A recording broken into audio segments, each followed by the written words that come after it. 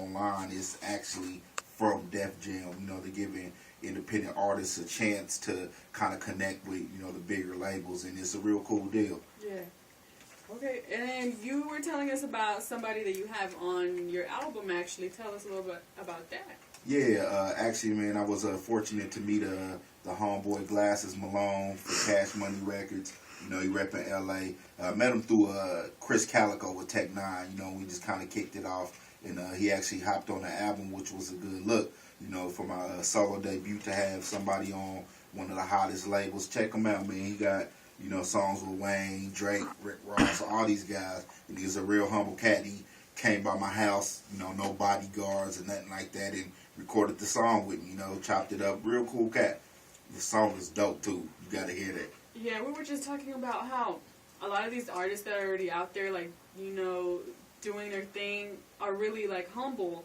And then there's a lot that are, like, not even signed yet. Right. Really trying to act like they're all, like, they don't even know you. Yeah, you know, like, man. Come on now. And you got to understand where you at as an artist. And you got to be thankful for everybody, all your fans. You can't alienate nobody.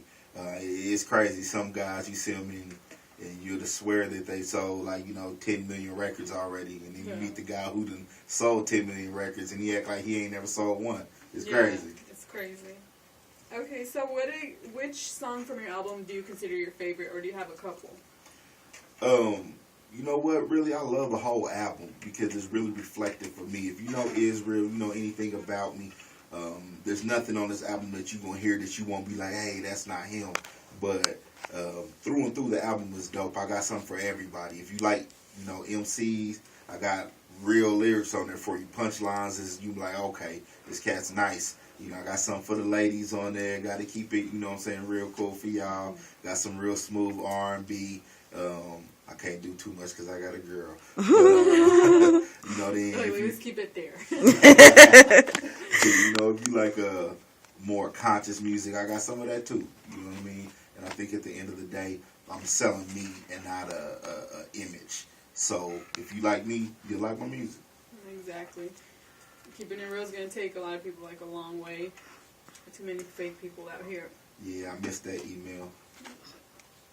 What are you talking about? The email for, you know, where you start allowing people to do fake things and be fake. I missed that email.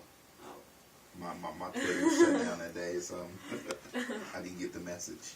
So I was still being real, and all of a sudden nobody else was. I was like, I missed the memo. Like, why ain't nobody tell me it was being fake now? Is this what swag is? Yeah, is that what it? Oh, okay, I didn't know.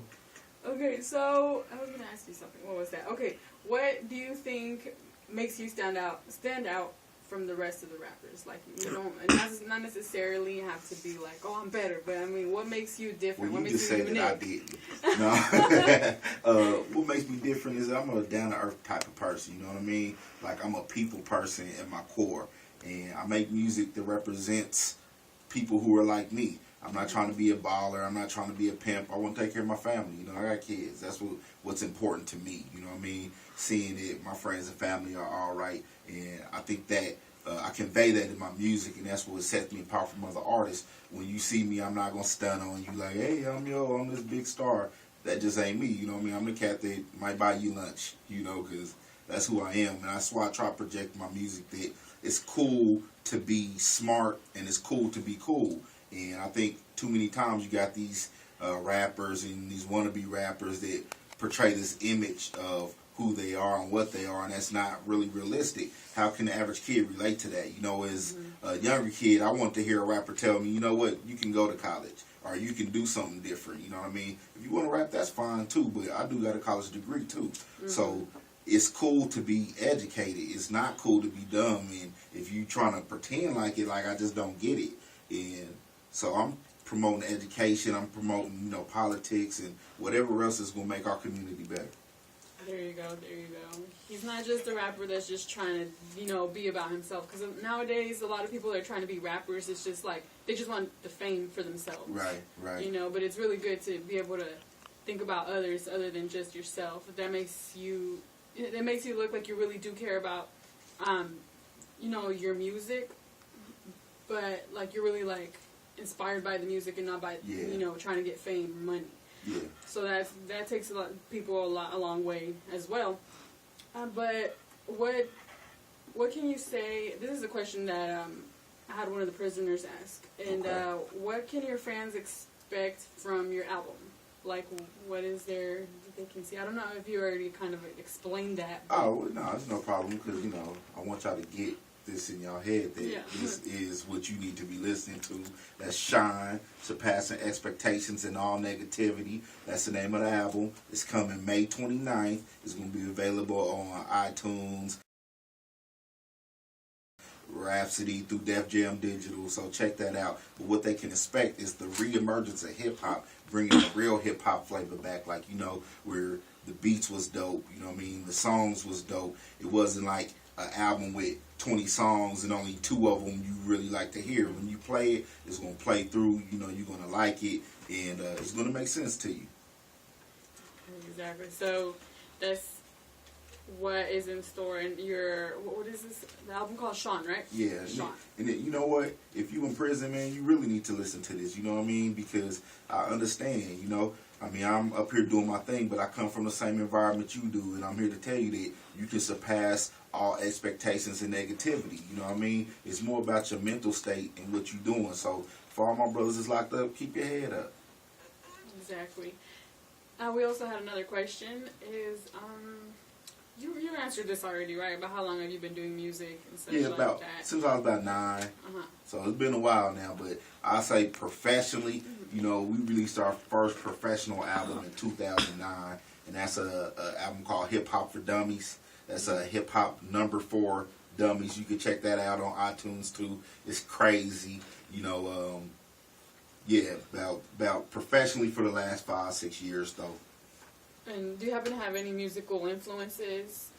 Yeah, of course, man. I grew up listening to, my first influence in music was really the church, because I grew up in church and, I was in a youth choir. And I got a funny story that I got kicked out of the youth choir because I couldn't, sing, clap, and sway back and forth at the same time. That's a true story.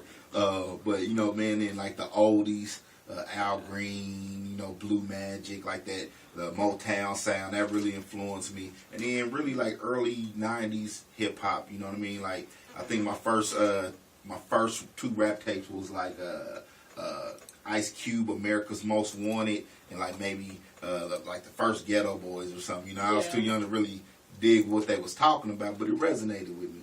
And, of course I listened to the favorites, your Jay-Z's, your Nas. But I really like a lot of independent hip-hop. Little Brother, they're from, I think, Durham, North Carolina. Man, they're really nice. Who else?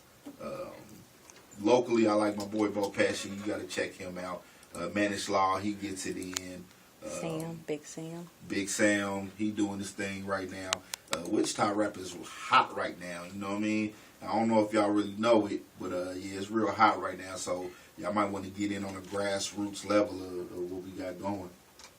There you go. All right, so we're about to play one of your songs. I don't know if you want to introduce it. This one right here is The Lucky Baby.